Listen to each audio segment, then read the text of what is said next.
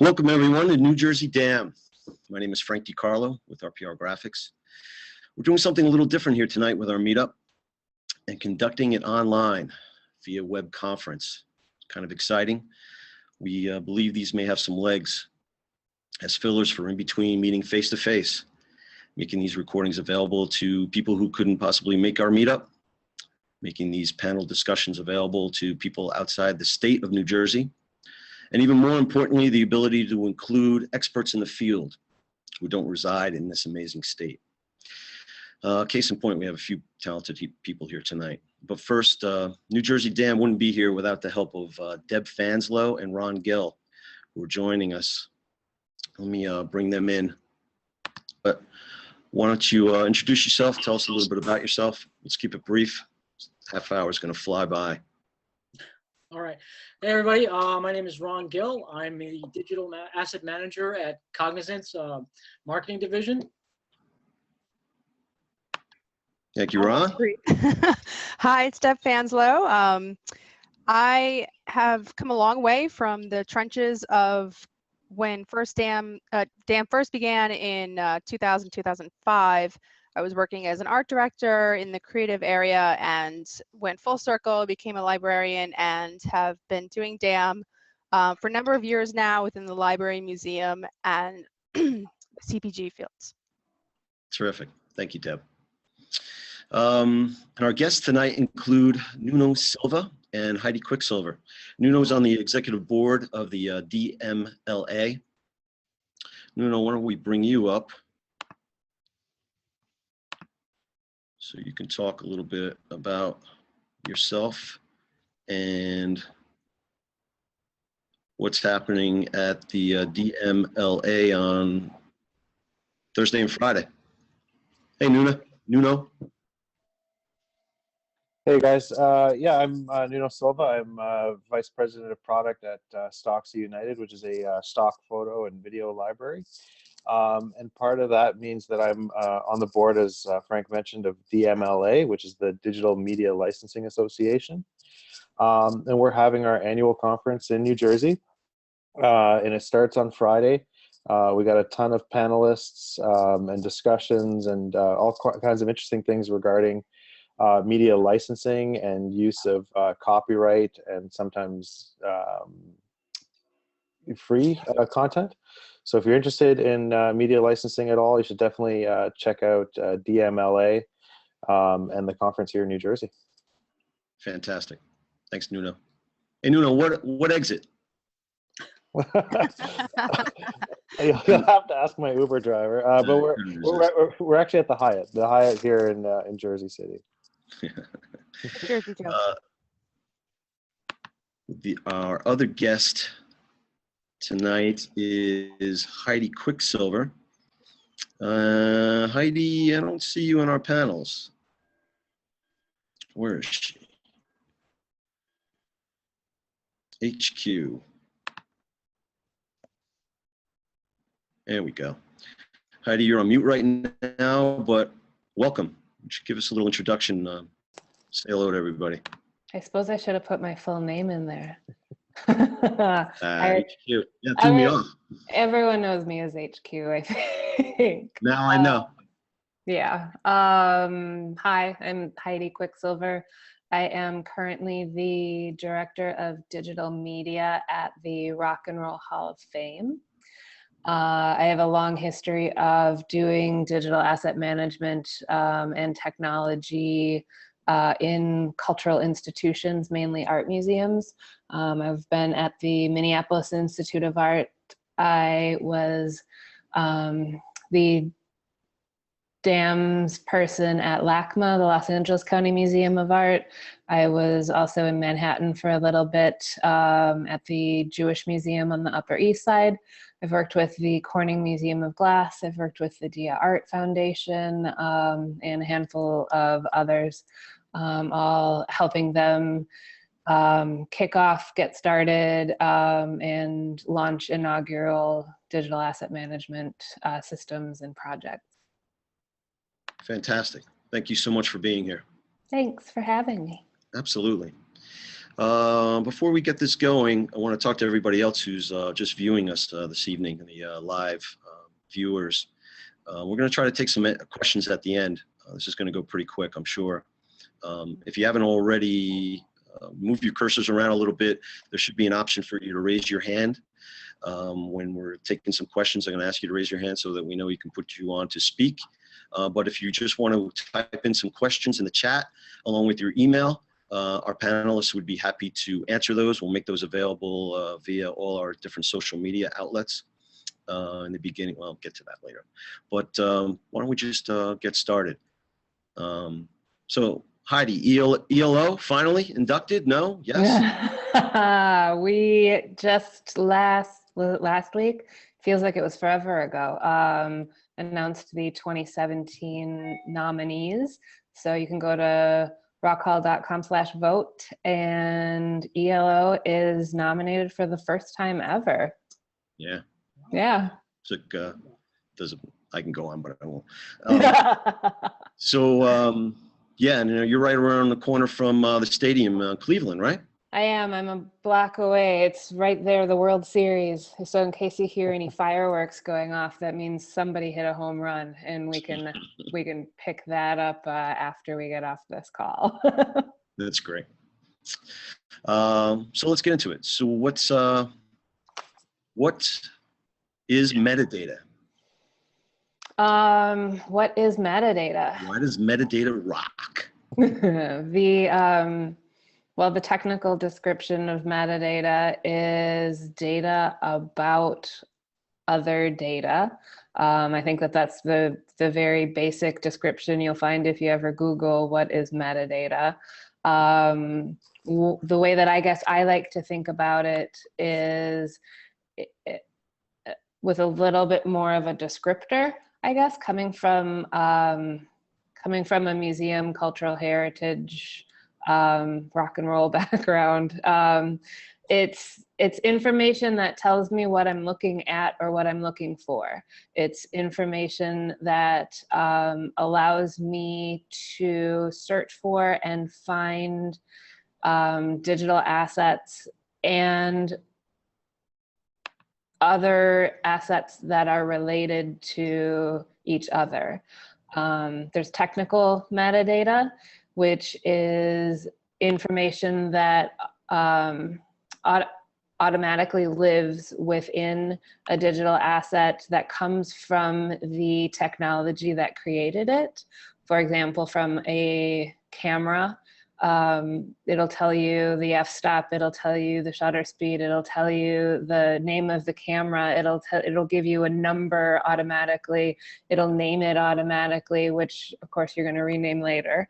But there's some information that's automatically generated, but then there's also what I like to refer to as business or descriptive metadata, and that is the information that that you add to your digital assets in order to make them findable, searchable, more relevant to your business, your practice, your business rules, or anybody who might come and search through your asset management system or archive or website in order to try to find something. Information that wouldn't automatically live there. Very good. We have a lot of talented people on our panel tonight. Ron, Deb, Nuno.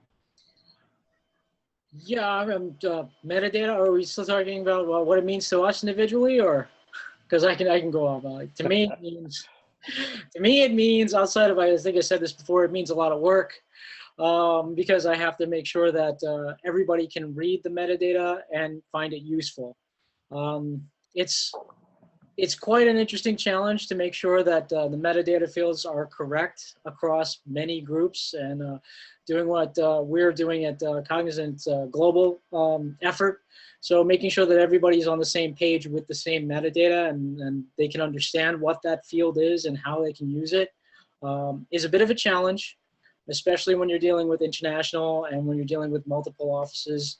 But it is, to me, like the most important part of what we do. One of the most important parts of what we do.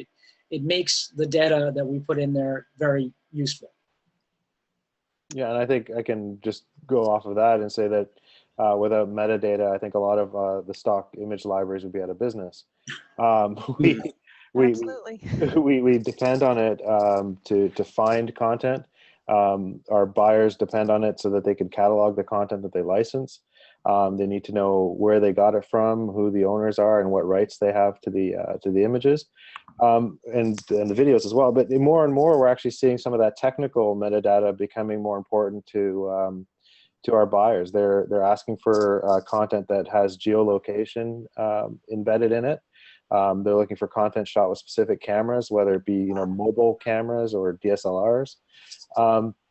So it is really interesting how metadata is becoming more and more important. It hasn't sort of flatlined at all. It's and when you're looking at Google or other kind of web crawlers, they're starting to look at EXIF data and JPEGs as well. So that metadata, that embedded metadata, especially to me, is crucial to our business.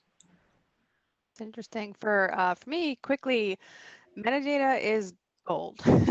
Without it, you really just have a file and a file name for finding and reusing your content. What I find interesting is when I first learned about metadata back in library school, your first concern is always which fields do we need? And quickly you learn that you pick from a variety of standards and you add on what you need to be customized. I think the real challenge is who's going to enter the metadata, how are we going to ensure the integrity of that data, and how do we make that data interoperable with other systems and other workflows?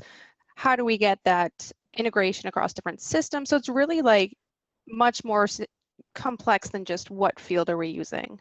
So that was something I didn't realize coming, right out of school.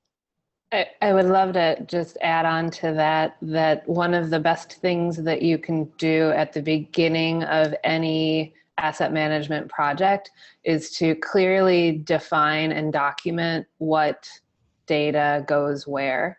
If you're creating metadata fields, the people who are going to be entering information into those fields need to know very clearly what belongs in what field. One of the simplest, no, not simplest, one of the most used documents that I think I ever made is what is a keyword, because I think every single system has a spot for keywords, but more clearly defining what is not a keyword was pretty critical to my users. Like a location is not a keyword. Location should be in a location field because it's not a keyword. It's a little bit more specific about defining what a keyword is not. But creating, using less is more mentality and clearly defining and documenting what types of data go in what types of fields is one of the best things you can do for your system and your users. Yeah, it is quite a nightmare having to revise metadata on tens of thousands or hundreds of thousands of assets if you suddenly change the schema. I've seen companies change their dictionaries and how they use their dictionaries for keywords, and having to go back over millions of assets and use a new dictionary system is just, it's an unbelievable chore. So having that definition right in the earliest stages is so crucial. Yeah.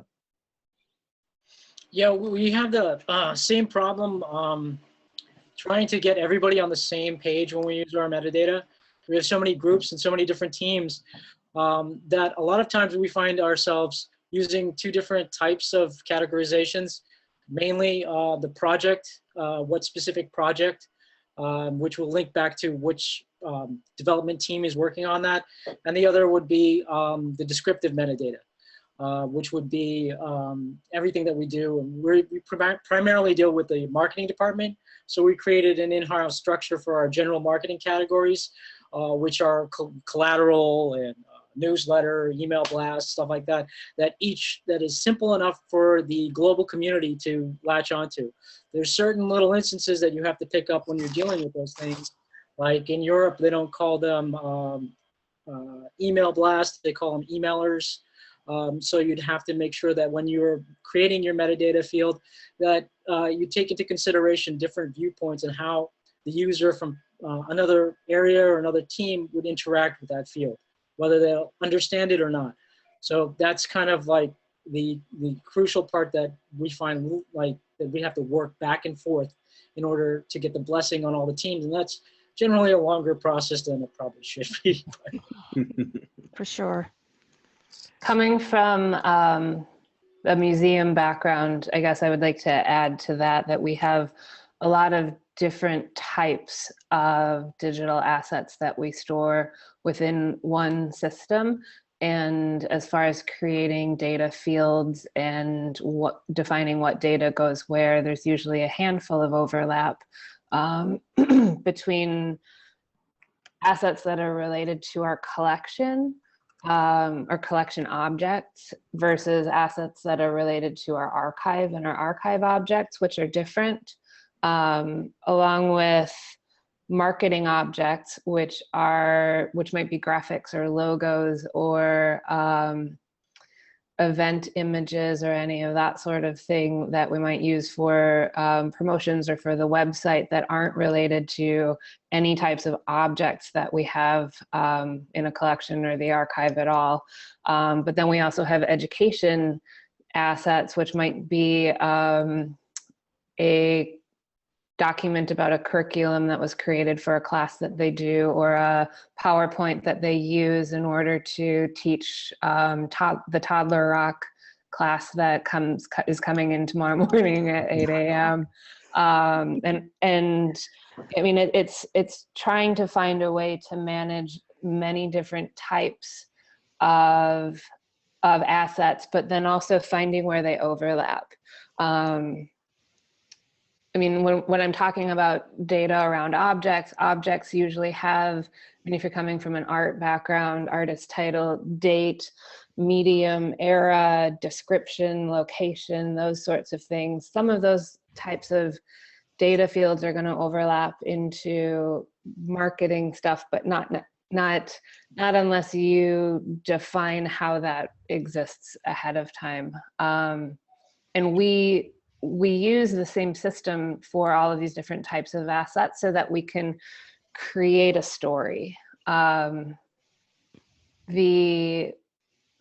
are two examples that I think about, I guess. One is that in our exhibition spaces, we have a couch that used to belong to Jimi Hendrix.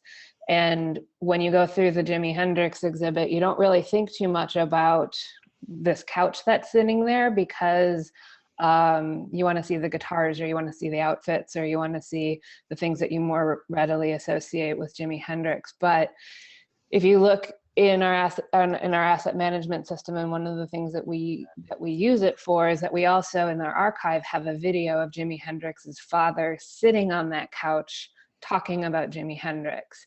And since those things live technically in different silos of our organization, without being able to use the correct metadata to link those two things together in our asset management system, people wouldn't be able to necessarily make the connection between those things. So we use metadata to tell stories. Heidi, quick question. Yeah. When a lot of times when I'm designing a metadata schema, it's kind of difficult to divorce yourself entirely from the system that you're implementing that metadata in. Best practice typically says, start with your schema and then figure out how you're going to implement it and make it happen in your system.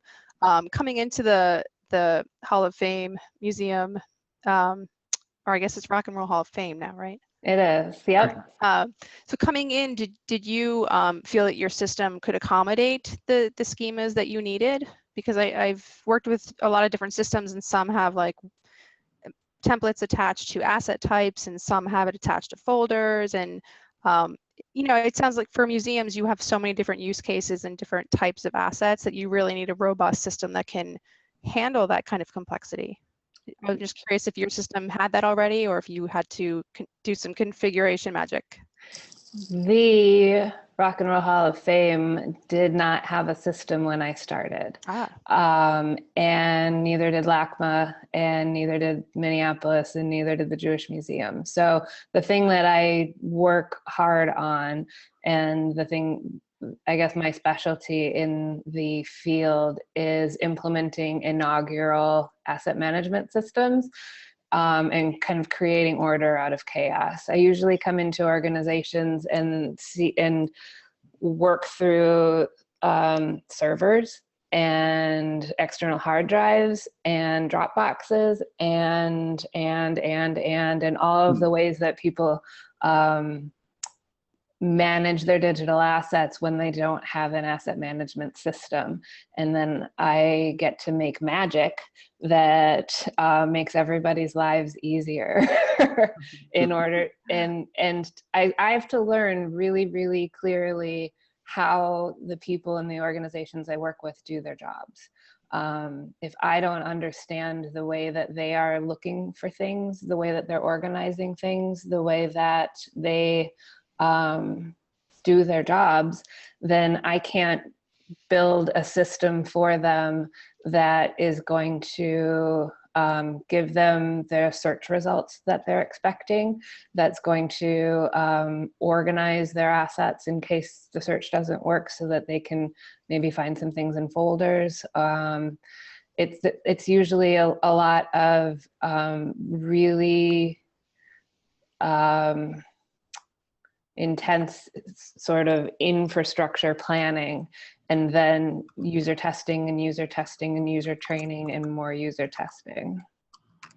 Great, thank you. Very good. How do you, when you're doing that, do you know, do you have to kind of, I guess, sleuth out or suss out in like a Sherlock Holmes way, like their workflow system? 100%, yes. Yeah, it's that part I find challenging on a one-to-one basis, and then it's a lot more, I guess, complicated when you're doing it via email. Yep. So that's why I live in Cleveland now. Yeah, I mean, we have the same problem. It's there's so many people out there in different teams and different groups to get a full grasp of their workflow is kind of difficult. Kind of want to sometimes just hover over their shoulders to see how they're doing things, and then with that information, and I think this is where I'm going to break out a little bit, but having that information and looking at that and then seeing, okay, now I've got like, 30 or so fields that they could possibly use. I'd have to prune that down because end user is not going to populate 30 fields. No, they're not. They definitely are not. We've had to build automation to do a lot of this, and that was kind of what I was going to ask you guys is, because you guys are importing so much stuff, you must have tried to figure out how to automate a lot of it. Like automate the metadata entry. I do a lot of system integration. We have collection management systems. We have an archives management system, archivist toolkit, and I do data mapping and system integration for those other types of data sets that already exist, so that I can I take the data from our collections management system and import it into the asset management system, which creates sort of an object record. Sure. And then I relate digital assets to that object record, which automatically inherit the data that already exists so that we don't have to do it a second time. But there's always going to be those extra fields that need to be filled in within the asset management system that aren't going to be data that comes from any other type of system. I knew this was going to go quick, guys. We only have a couple minutes left. I know we can run on. It's been very informative, which I knew. Before going on and on, why don't we take advantage of this technology? Is there anybody out there that's joining us today live that has a question? If they want to raise their hand, let's keep it to metadata. And if there's anybody that wants to raise their hand, we got quite a few people on live. Not sure who might want to ask a question. I'll give you a minute. It looked like there were 2 questions in the Q&A. Let's see if they're. metadata related. One says, compare taxonomies and metadata. How do they relate and differ? Can systems have multiple taxonomies? The answer is yes, 100%. The taxonomy is the structure which the metadata lives in. The taxonomy is what I would consider the metadata fields that get pulled in, as well as the definition of how you populate those fields. And I'll let anybody else who wants to add to that. But when I think taxonomy, I think of structure. And when I think of metadata, I think of the information that kind of fills out that tree that is the taxonomy. Mm-hmm. We got another question. We got somebody that's raising their hand. Thank you, Heidi. Phil, I just promoted you to a panelist. Did we lose him? Looks like he's on mute. Ah. Phil, you with us? Oh, I'm hearing the fireworks, Yeah, starting up. in case anybody's wondering. Can't hear it. Phil, you're unmuted in on video if you want to start speaking. Okay. Yeah. Oh, well. Well, I definitely see the question here. I can answer it. Yeah, go right ahead. You see, Phil's asking, how do you manage pushback from disparate user groups?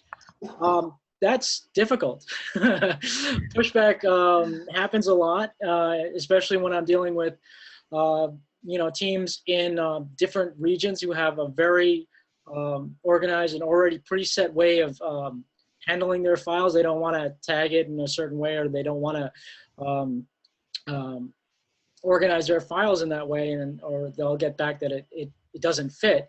So then at that point, I would definitely go to the point of contact of that group and try and work with them specifically to see how we can incorporate their information into our system. Because the system's not going to change. You're going to have to make it fit. Yeah, I would second that. In my experience, sometimes even getting alignment on every single term or field isn't quite necessary. And again, it comes back to what your system can do and what you need to map. But I think the bigger question is what are they trying to do? And then to really get to the bottom of that and see, well, how can we make that happen? And maybe it is aligning or adding or getting rid of fields or merging. It's kind of like when I take my car into the shop. I know nothing about cars, just not into it. I'm not going to tell the mechanic what he needs to do or what she needs to do.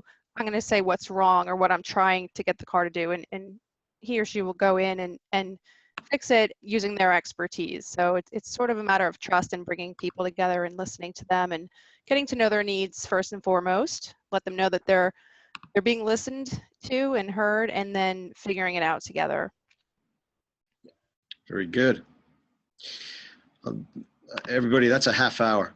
As they say, that's a wrap. That just flew by. I knew it would. I have a feeling we're going to be doing more of these. And I can't thank the panelists enough. Nuno, Heidi, Deb, Ron, thank you so much. Absolutely, this was fun. It was a lot of fun. I look forward to doing it again soon. And thank you everybody for joining us. And we'll be posting everything on our different social medias. Feel free to get in touch with NJ Dam in the ways that are shown on screen. Yeah, and if anybody has any questions that I haven't answered, I'm available on LinkedIn, or if you can ask anybody for my email address. I'm happy to talk to anybody. There you go. That reminds me that we do have a couple of questions here in the chat. I'm going to get them out to all the panelists. Maybe they want to ask them or answer them, and we'll make those available on social media as well. Absolutely. Right. Excellent. Thank you so much, everybody. Good night. All right, we'll see you soon. Thanks, guys.